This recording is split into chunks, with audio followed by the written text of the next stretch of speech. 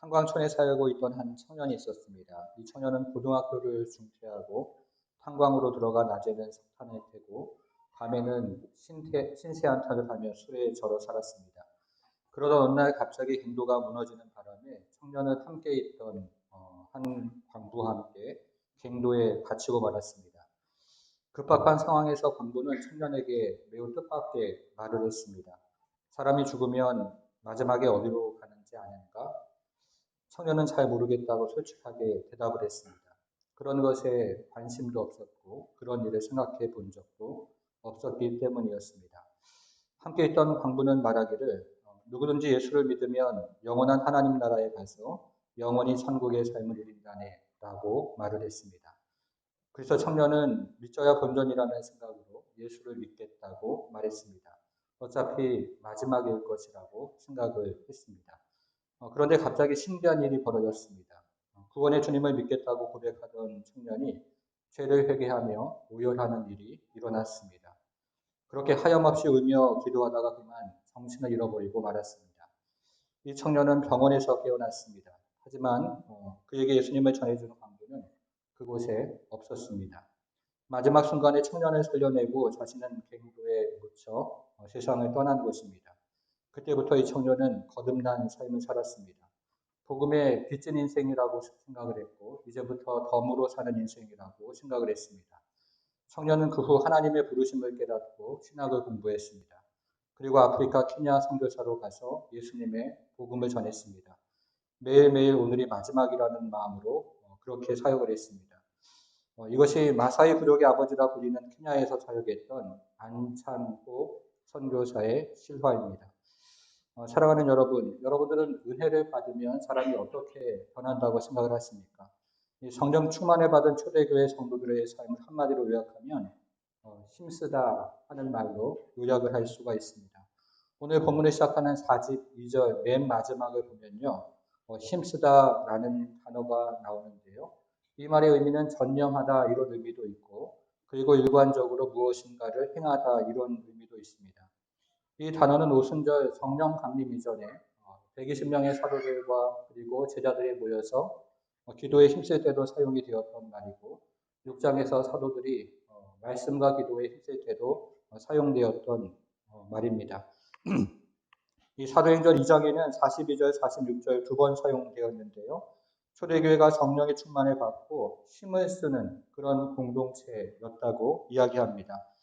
여러분, 우리는 인생에 무엇인가 힘을 쓰며 살아갑니다. 예수 믿기 이전에는요, 진실로 예수를 믿기 이전에는 썩어질 육신을 위해서, 썩어질 세상을 위해서 살아가다가 그렇게 울며 웃고 살아가는 것이 우리의 인생입니다. 그러나 예수를 믿고 성령의 충만을 받으면 힘을 쓰는 방향이 틀려지고 그리고 영역이 틀려지게 됩니다. 그래서 초대교회는 힘을 쓰는 공동체였다고 이야기하고 무엇인가 전념을 하고 무엇인가 일관되게 일을 하는 공동체였는데 여러분 그러면 초대교회는 무엇에 힘을 쓰는 공동체였을까요? 42절 우리가 오늘 본문 첫 구절을 읽어보니까 이렇게 이야기를 합니다. 그들이 사도의 가르침을 받아 서로 교제하고 떡을 떼며 오로지 기도하기를 힘쓰니라. 우리말 성경을 보면 힘쓰다라는 말이 문장 제일 마지막에 나오고 그 앞에 나오는 말이 기도하다라는 말이 나오기 때문에 언뜻 보면 초대교회가 기도하는 일에만 힘을 썼다는 뜻으로 이해가 되어집니다. 그러나 헬라어 본문으로 이 문장을 읽어보면 이 문장이 모두 분사 구문으로 되어 있기 때문에 힘쓰다는 말 앞에 나오는 말들과 모두 연결이 되어 있습니다. 초대교회는 사도의 가르침을 받는 것에 힘을 썼습니다. 서로 교제하는 일에도 힘을 썼습니다. 떡을 떼는 것에도 힘을 썼고 기도하는 것에도 힘을 썼습니다. 그래서 오늘은 성령이 충만할 때 정말 우리가 예수를 믿고 사람이 변화되고 은혜를 받을 때 어떤 일이 일어나는지를 세 가지로 생각을 해보겠습니다. 첫 번째는요. 성령 충만은 사도와 관련되어 있습니다. 순종이라고 요약을 할 수 있는데요. 예루살렘 교회가 성령의 충만을 받을 때 제일 먼저 그들 가운데 일어났던 변화는 사도들의 가르침을 받는 일에 힘썼다는 것입니다. 이것은 굉장히 평이하고 단순한 문장이지만 여기에는 두 가지 중요한 명제가 있습니다. 첫째는 사도의 가르침을 받았다는 것입니다. 우리말 성경에는 사도라는 말이 단수로 되어 있고 가르침이라는 말이 또 단수로 되어 있는데요. 원문에서는 사도라는 말이 정확하게 복수로 되어 있습니다. 그런데 이 가르침이라는 말은 정확하게 단수로 되어 있습니다. 사도는 복수로 되어 있고 가르침은 단수로 되어 있습니다. 예를 들면 이런 것이죠. 우리 교회 사역자가 5명이 있습니다. 그런데 이 강단에서 설교하는 설교의 주제는 하나입니다. 오늘날 이 땅에 6만여 교회가 있다고 하는데요. 이 6만여 교회가 설교하는 내용도 하나이어야 합니다. 오늘날 수많은 교회, 수많은 사역자가 있지만 이 수많은 교회, 수많은 사역자가 설교하는 주제는 하나이어야 합니다. 예수 그리스도의 복음, 그 하나이어야 한다는 것입니다. 그런 의미에서 사도는 복수로 되어 있지만 가르침은 단수로 되어 있습니다. 둘째는 오늘 본문의 초점입니다. 여러분, 오늘 본문의 초점은요, 사도들이 가르쳤다 하는 것에 초점이 있지 않습니다. 이 본문의 초점은, 여기에서의 초점은 사도들의 가르침을 받았다는 것에 초점이 있습니다. 여기서의 초점은 사도가 가르친 것이 아니고 사도들의 가르침을 받은 것에 초점이 있습니다. 여러분, 사도들은 어떤 사람들이었습니까? 우리가 아는 것처럼 이 사도들은 대부분 갈릴리 출신의 사람들이었습니다. 시골뜨기라는 말이죠. 이들은 배움이 짧은 사람들이었고 가방끈도 짧은 사람들이었습니다. 그런데 중요한 것은 교회가 이 사람들의 가르침을 받았다는 것입니다. 이 사람들의 가르치는 이 말씀을 경청했고 그리고 그것을 순종하며 실천했습니다. 사랑하는 여러분, 오늘 본문의 말씀을 다시 한번 생각해 보겠습니다. 우리가 하나님의 말씀을 들을 때 마음의 문을 열고 들으면요. 그리고 우리가 하나님 말씀을 들을 때 하나님의 음성을 듣는 자세로 들으면 우리의 삶이 달라지는 것을 정말로 경험을 하게 됩니다. 그래서 이 강단에서요, 저 두메산골에서 온 정말 일차 무식한 어떤 설교자가 와서 설교를 한다고 해도 우리 중에는 그분보다 더 배운 사람이 많이 있을 것이고 더 유식한 사람이 많이 있겠지만 그가 전하는 복음이 예수 그리스도의 복음이라면 우리는 그 복음의 말씀을 겸손히 들어야 하는 것입니다. 그것이 1차적으로 교회 안에서 일어났던 일이었습니다. 여러분 이 모습을 한번 상상해 보십시오. 초대교회가 가졌던 첫 번째 인상, 이 모습을 성령 충만한 교회의 첫 번째 모습을 상상해 보면 그 교회의 모습은 배우는 교회였다는 사실이 저는 무척이나 인상적입니다. 제가 미국에서 유학을 마치고 우리나라로 돌아오기 전에요. 이 캘리포니아에 있는 유명한 교회들을 탐방할 기회가 있었습니다. 그 전까지는 한인교회에서 이제 사역을 하다가 12월 달에 이제 사임을 하고요. 미국 학기는 7월 달에 끝나기 때문에 1월부터 7월까지 미국 교회 탐방하면서 예배를 드릴 기회가 있었습니다. 캘리포니아에 유명한 교회들이 굉장히 많은데요. 어느 날 사람들의 소개를 받고 철치 온더웨이라는 교회를 방문을 했습니다. 이 교회는 은사가 굉장히 충만한 교회였는데요. 제가 방문했던 날도 어느 꽤 나이 드신 어르신이 그 자리에서 일어나서 눈을 지그시 감고 예언을 하고 있었는데요. 이 다른 교인들은 아멘으로 이렇게 화답을 하는 그런 예배를 참석한 적이 있습니다. 우리 같은 일반적인 교회는 성경 말씀을 전하면 아멘 이렇게 화답을 하는데요. 그 교회는 그날 성령이 임하고 성령의 충만을 받은 예언하는 사람이 일어나서 예언을 하면 나머지 회중들이 아멘으로 화답을 했습니다. 여러분 그러면 사람들은 보통 어떻게 생각을 합니까? 사람들은요 보통 예언을 하면 그것이 하나님의 직접적인 음성이라고 생각하는 경향이 많이 있습니다. 성경 말씀을 전하면요 나에게 하는 말씀이 아니라고 생각하는 그런 생각들을 많이 합니다. 그러나 그렇지 않습니다. 하나님은 지금도 살아계셔서 우리에게 하나님의 음성을 들려주시는데요. 그 음성은 바로 성경 말씀, 사도들이 전해준 그리고 선지자들이 전해준 이 성경 말씀을 통해서 하나님은 오늘도 살아계셔서 우리에게 살아계신 음성을 들려주시는 것입니다. 여러분 그래서 제가 주일마다 전하는 설교는요. 사실은 새로운 가르침이 아니죠. 저의 생각을 전하는 것도 아닙니다. 제가 주일마다 전하는 설교는 선지자들과 사도들이 전해준 말씀을 그저 저는 되풀이하는 사람입니다. 선지자들이 전해준 구약 말씀, 사도들이 전해준 신약 말씀을 해석해서 적용하는 일을 저는 하는 것입니다.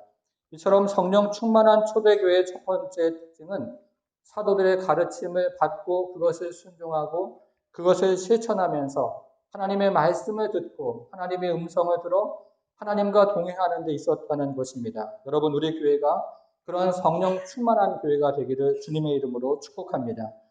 두 번째는요, 이 성령 충만한 교회는 서로와 관련이 있었습니다.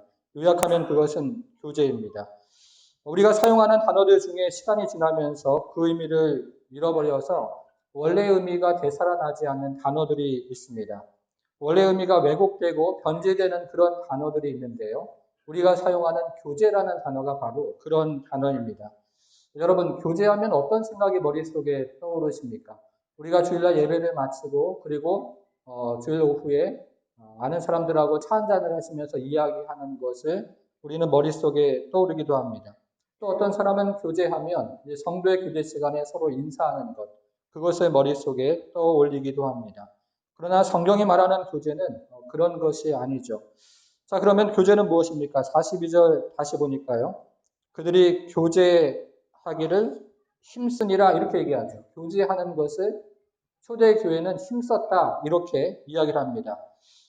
이 교제라는 말은 헬라 말로 코이노니아입니다. 여러분들이 좀 잘 이해할 수 있도록 제가 예를 한번 들어보겠습니다. 미국의 샌프란시스코에서 시애틀로 가는 길에 레드우드 스테이크 팍이라는 유명한 공원이 있습니다. 이곳에는 엄청나게 큰 나무들이 굉장히 많이 있는 유명한 공원인데요. 어떤 나무는 어른 20명이 손을 잡고 둘레를 둘러야 될 만큼 커다란 나무들이 여기에는 굉장히 많이 있습니다. 그래서 어떤 식물학자가 이곳의 나무들이 그렇게 큰 이유를 연구하게 되었는데요.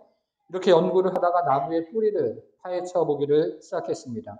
이렇게 식물학자들이 나무의 뿌리를 파헤쳐 보니까 나무들이 뿌리를 내리는데요. 땅으로 내리는 것이, 땅 밑으로 길게 내리는 것이 아니고 옆으로 길게 뻗어서 다른 나무들의 뿌리와 연결이 되어 있다는 사실을 발견했습니다. 그래서 나무들이 커다란 덩치를 유지할 수 있었던 비결이 거기에 있었던 것이죠. 그런데 식물학자들이 이 연구를 하다가 이제 죽어있는 나무를 연구를 하기를 시작을 했습니다. 공원 안에 있는 죽어있는 나무를 살펴보니까 다시 그 뿌리를 파헤쳐 보니까 이 나무들의 뿌리는 다른 나무들과 연결되어 있지 않다는 사실을 발견하게 되었습니다. 그래서 어느 날 비가 오고 바람이 불고 그리고 태풍이 몰아치면 뿌리가 서로 연결되어 있지 않기 때문에 쓰러져서 죽는다는 사실을 발견하게 된 것이죠. 여러분, 우리 신앙생활도 마찬가지입니다. 우리는요, 혼자서는 제대로 설 수가 없습니다. 평상시에는 혼자서 설 수 있는 것 같지만 서로 연결이 되어 있지 않으면 비가 오고 바람이 불고 폭풍이 내리치면 그러면 혼자서는 설 수 없는 것이 우리의 신앙입니다. 그래서 우리의 교제가 참 중요한 것이죠. 제가 중고등학교를 다닐 때 저희 집은 닭을 길렀습니다. 양계장 여러분 아시죠? 양계장을 했는데요. 그래서 주말이 되면 저희 가족들이 함께 다 가서 닭에게 주사를 주는 그런 일들이 1년에 몇 차례 있었습니다. 어느 날 이제 저희 가족들이 다 함께 양계장을 갔습니다. 저도 같이 갔죠. 가서 이제 일을 다 마치고 오후에 집으로 돌아오는데 비가 엄청나게 많이 왔습니다. 비가 엄청나게 많이 왔는데 저희 아버지 차가 그때 어르신들은 아실 텐데요. 여러분 갤로퍼 아십니까? 갤로퍼. 네, 갤로퍼였는데요. 식구들이 다 이제 차에 탔습니다. 근데 갑자기 와이퍼가 망가졌어요. 이 와이퍼 아시죠? 앞에서 이제 비를 내리는 와이퍼가 망가졌는데요. 이 와이퍼가 내려가기는 하는데 올라오지는 않는 겁니다. 어떻게 했을까요? 이 와이퍼에다 끈을 달아가지고요. 그 창문 틈으로 뒤로 연결해서 제가 막내니까 제가 뒤에서 1시간 동안 계속 그걸 당기는 거예요. 이제 그래서 간신히 비를 헤치고 아버지가 운전을 하고 어머니는 비를 받으시고 또 식구들은 응원을 하고 이제 그러면서 비를 뚫고 왔던 기억이 있습니다. 혼자서는 할 수 없는데 가족들이 함께 하니까 할 수가 있었던 것이죠. 우리의 신앙생활이 그렇습니다. 여러분 성경이 말하는 교제가 무엇일까요? 이것을 헬라어로 코이노니아라고 말씀을 드렸는데요. 여기에는 세 가지 의미가 있습니다. 정리를 한번 해보겠습니다. 첫째는요. 이 코이노니아는 우리가 함께 공유하는 것입니다. 함께 공유하는 것입니다. 자, 그러면 우리는 무엇을 공유하는 것일까요? 중학생이 되면 게임을 공유하죠. 40대가 되면 맛집을 공유합니다. 50대가 넘어가면 병원 정보, 의사 정보를 함께 공유하게 됩니다. 그러나 그리스도인들이 함께 공유하는 것은 따로 있습니다. 요한일서 1장 3절을 화면으로 보니까요. 너희로 우리와 사귐이 코이노니아가 있게 하려 함이니 우리의 사귐은 코이노니아는 아버지와 그의 아들 예수 그리스도와 더불어 누림이라. 여러분 아시는 말씀인데요. 요한일서 1장 3절 말씀입니다. 우리의 코이노니아는 아버지와 그의 아들 예수 그리스도와 더불어 누림이라 이렇게 이야기를 합니다. 여기에다 사도 바울은 성령의 교통하심에 대해서 덧붙였습니다. 그러므로 그리스도인의 교제는 성삼위 일체 하나님 안에서 함께 공유하고 누리는 것이 그것이 중심이 되는 것이 바로 그리스도인의 교제입니다. 그것이 예배인 것이죠. 사랑하는 여러분, 이 시간에도요. 우리가 하나님의 은혜를 사모하며 또 하나님의 은혜를 구할 때에 하나님의 은혜가 함께 우리가 누려지고 그것을 공유할 때 우리 가운데 하나님과 진정한 사귐이 있고 그러면서 우리 안에도 진정한 사귐이 일어나는 그런 복이 있고 하나님의 은혜가 있는 시간이 되기를 주님의 이름으로 축복합니다. 두 번째는요. 코이노니아는 우리가 함께 나누는 것을 의미합니다. 함께 나누는 것입니다. 여러분 2장 45절, 44절, 45절 두 절을 좀 읽어보겠습니다. 44절, 45절 같이 읽습니다. 시작. 있는 사람은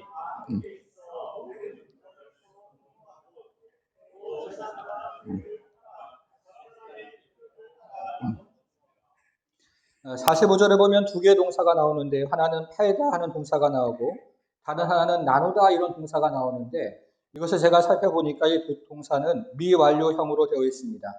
이것은 팔아서 나누는 행위가 단회적으로 일어나는 것이 아니라 계속해서 일어났음을 우리에게 알려주고 있습니다. 교회가 사역을 하고 있는데 함께 공동체를 이루고 있는데 어떤 사람의 필요가 보입니다. 그러면 그때마다 교회는 자신의 재산과 소유를 팔아서 나누는 일들을 반복해서 했던 것입니다. 이것이 오늘 본문에서 이야기하는 코이노니아의 직접적인 의미가 됩니다. 세 번째 의미가 있는데요. 세 번째 의미는 코이노니아는 우리가 서로 나누는 것입니다. 서로 나누는 것입니다. 42절에 보니까 서로 교제했다고 되어 있습니다. 코이노니아는 한쪽 방향으로 이루어지는 것이 아닙니다. 코이노니아는 쌍방으로 이루어지는 것입니다. 여러분 이것이 가능한 이유는 코이노니아는 교제는 단순히 물질을 나누는 것이 아니기 때문에 그렇습니다. 여기에는 영적인 교제가 있고 그리고 기도의 교제가 있습니다. 여러분 고난당하는 사람들을 격려하고 위로하는 것 그것 코이노니아입니다. 그리고 환우들을 위해서 우리가 기억하면서 함께 기도하는 것 그것도 코이노니아입니다. 여러분 모두가 이 코이노니아를 진심으로 이루고 서로가 그렇게 격려하고 위로하고 중보하는 그런 성도가 되기를 주님의 이름으로 축복합니다. 여러분 세 가지를 한번 정리해 보면요. 첫째, 코이노니아는 함께 공유하는 것이고요. 둘째, 코이노니아는 함께 나누는 것이고 세 번째, 코이노니아는 서로 나누는 것입니다. 이것이 성경이 말하는 교제입니다. 자, 이것이 초대교회 안에서 어떻게 이루어졌을까요? 당시 초대교회에서 일어났던 일들을 머릿속으로 함께 좀 상상을 잠시만 좀 해보겠습니다. 오순절 날이 되었습니다. 예루살렘에 거주하던 유대인들과 디아스포라로 거주했던 유대인들이 오순절에 성령의 강림을 체험하고 베드로의 설교를 듣고 세례를 받아 그리스도인이 되었습니다. 그런데 디아스포라 유대인 중에 일부는 고향으로 돌아갔고 나머지 일부는 사도의 가르침을 받기 위해서 그 자리에 남았습니다. 그들은 예전보다 더 시간이 오래 길어지면서 가지고 있었던 여비를 다 사용하게 되었고 이제 어려운 처지에 놓이게 되었습니다. 그러자 3,000명의 회심자 중에서 예루살렘에 집이 있는 사람들이 자신들의 집을 디아스포라 유대인들을 위해서 내놓기 시작했습니다. 3,000명 중에 예루살렘에 거주하던 유대인들 몇 명이 자신의 집을 오픈했는지 그것은 정확하게 아무도 모릅니다. 그러나 예를 들어서 100명의 그리스도인이 자신의 집을 오픈했다면 한 집에 30명이 사는 것입니다. 원래 식구가 10명이었다고 생각을 하면 갑자기 30명이 늘어나서 40명이 한 집에 사는 상황이 되었습니다. 자, 이런 상황이 된다면 어떤 일이 벌어질까요? 화장실 사용하는 거 굉장히 불편했겠죠. 그리고 잠자리가 굉장히 불편했을 것입니다. 그래서 주인은 집 공간을 많이 차지하고 있는 것들을 하나씩 밖으로 내다 놓기를 시작했을 것입니다. 가구들 그리고 잡기들을 밖으로 하나씩 내다 놓기 시작했을 것이고 이들을 먹여 살리기 위해서 집안에 있는 귀한 것들을 내다 팔기를 시작했을 것입니다. 어쩌면 이런 사람도 있었을 것입니다. 만일 어떤 예루살렘 주인이 예루살렘에 굉장히 비싼 집 한 채를 가지고 있었다면 그 집을 팔아서 여러 채 싼 집을 사서 디아스포라에 있었던 유대인들을 그곳에 거주하게 하고 그들을 선대했을 것입니다. 이처럼 초대교회 교인들은 예수님의 말씀대로 자신의 집과 소유를 자발적으로 팔아서 가난한 여행객들을 도왔던 것입니다. 여러분 그런데요 이런 일이 지금도 일어나고 있다는 사실을 아십니까? 제가 유학을 마치고 한국으로 돌아왔는데요 살 집이 없는 거죠. 부모님 집에서 2달을 살았습니다. 제가 2달을 살면서 어느 선교 대회에 참석을 했습니다. 참 하나님의 은혜라고 지금도 생각을 하는데요.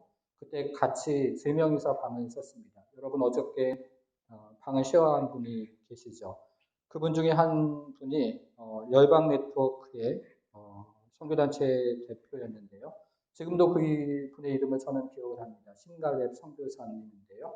이분이 함께 기도 제목을 나누다가 저에게 1년 동안 살 수 있는 집을 마련해 주셨습니다.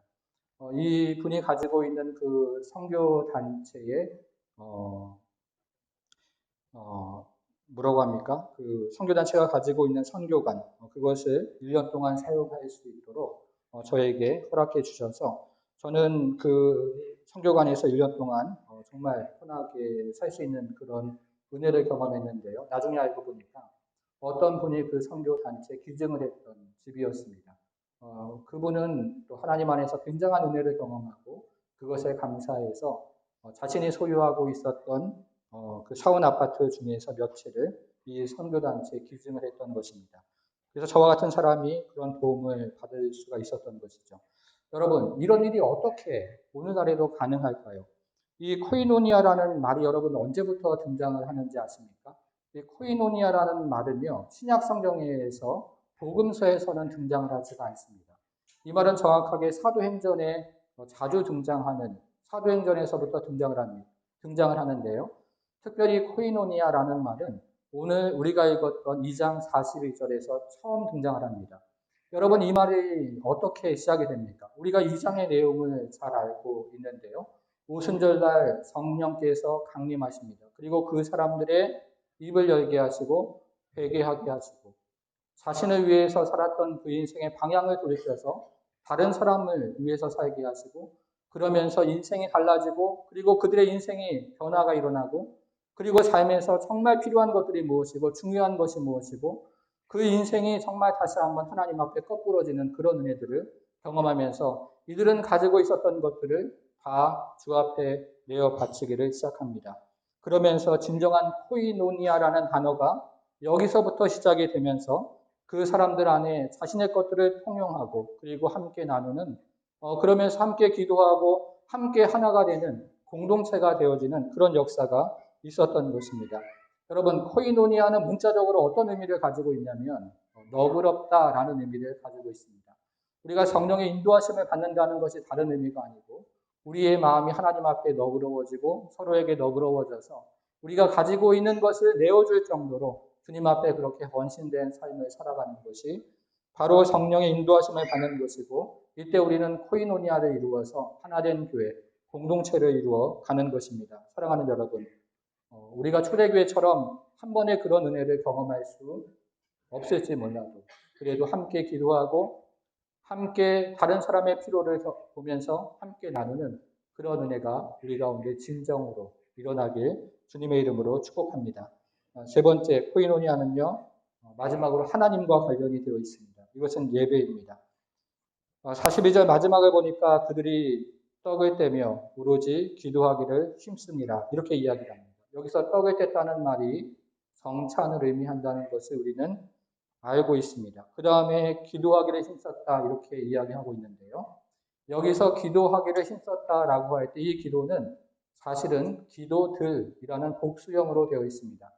이것은 개인 기도를 이야기하는 것이 아니라 합심 기도를 의미합니다. 여러분, 우리가 개인적으로 기도하는 거 굉장히 중요하죠. 기도 생활 굉장히 중요합니다. 그런데요, 오늘 본문이 우리에게 이야기하는 것은 합심 기도가 얼마나 중요한가, 함께 모여서 하는 기도가 얼마나 능력이 있는가를 우리에게 보여줍니다. 사도행전은 진실로 그것을 우리에게 가르쳐주고 있는데요. 여러분, 예루살렘 교회가 처음 시작이 되었을 때 120명의 제자들과 그리고 사도들이 모여서 함께 기도할 때 예루살렘 교회가 시작이 되었습니다. 사마리아에서도 마찬가지죠. 사마리아 사람들이 복음을 들었다는 말을 듣고 예루살렘 교회가 베드로와 요한을 그들에게 보낼 때 베드로와 요한이 그들 가운데 성령 임하기를 기도했을 때 사마리아에서 교회가 기도함으로 시작이 됩니다.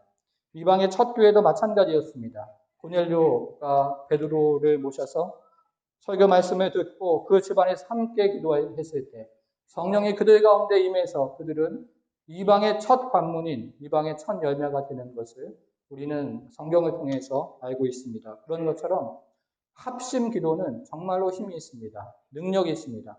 사도행전에서 곳곳에서 영적인 돌파가 일어날 때마다 합심으로 기도하고 함께 기도하고 그리고 마음을 합쳐서 기도할 때 예루살렘 교회가 시작이 되고 사마리아에서 교회가 시작이 되고 이방의 첫 교회가 시작이 되어서 사도행전 1장 8절 말씀이 그들 가운데 올곧이 드러나고 하나님의 진리의 말씀이 그들 가운데 임하는 것들을 그들이 경험했을 때 참으로 주의 놀라운 일들을 함께 경험했던 것처럼 그때마다 합심 기도가 있었다는 것을 우리가 기억한다면 우리는 이 기도의 능력을 믿고 이 시간에도 함께 기도해야 될 것입니다.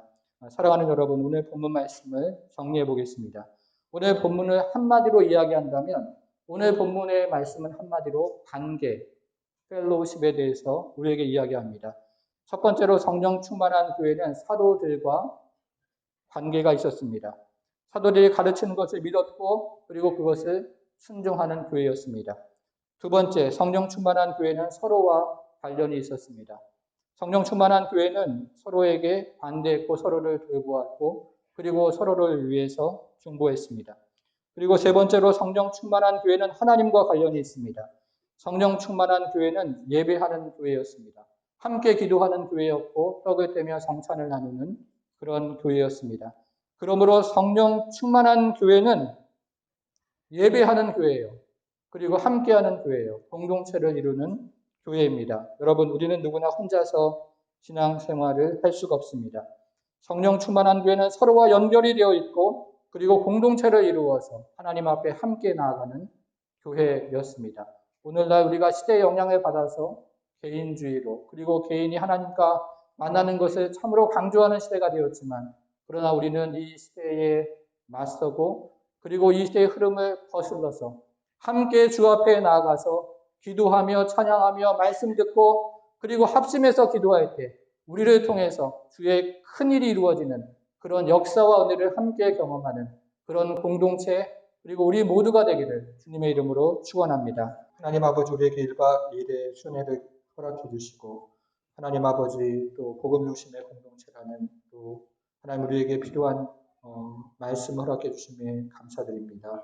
하나님 아버지, 이 교회가 성령 충만한 교회가 될 수 있도록 주님 도와주시되 주의 말씀을 하나님 아버지 경청하며 실천하며 순종하는 교회 되게 우리 하나님 함께해 주옵소서.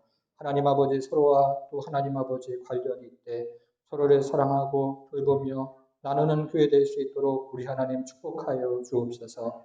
하나님 아버지 하나님과 하나님 더불어 관련이 있되 이 교회는 오로지 하나님의 영광을 찬송하고 예배하는 교회 될 수 있도록 우리 하나님 함께하여 주옵소서. 하나님 특별히 우리가 이 시간에 교회 안에 있는 연약한 자들을 위해서 기도했습니다. 특별히 하나님 아버지 영적으로 연약한 자들을 주님께서 기억하여 주옵소서. 하나님 아버지 마음의 문을 활짝 열어 주의 말씀을 통해서 하나님 음성을 듣는 은혜가 있도록 주님 도와주시고 하나님 아버지 그래서 하나님의 음성을 듣고 다시 한번 전사처럼 일어나 이 세상을 하나님 아버지 주의 사람으로 살아갈 수 있도록 주님 도우셔서 하나님 아버지 모든 성도가 참으로 주의 군사되어 하나님 나라를 하나님 확장하며 그의 쓰임받는 모든 성도 될 수 있도록 우리 하나님 함께해 주옵소서. 하나님 우리가 순간순간 성령의 충만함을 그리고 성령의 인도하심을 받게 하시되 하나 되는 마음을 우리에게 계속해서 허락하여 주시고 성령께서 하나님 아버지 하나 되게 하신 것을 힘써 지키는 교회 될 수 있도록 주님 도우셔서 하나님 주시는 은혜 위에 은혜를 더하는 교회 될 수 있도록 우리 하나님 축복하여 주옵소서. 하나님 그래서 참으로 1박 2일 가운데 우리에게 베풀어 주신 은혜를 기억하며 우리가 하나님 아버지 참으로 이 땅에서도 참으로 힘있는 군사로 살아가게 하시되 늘 성령의 충만함을 구하며 하나님 그래서 이 땅 가운데 서로 사랑의 공동체를 이루며 하나님 그래서 성삼위 하나님 안에 있는 그 놀라운 은혜를 함께 누리며 그리고 전달하는 그런 귀한 성도로 그런 교회로 쓰임받을 수 있도록 우리 하나님 축복하여 주옵소서.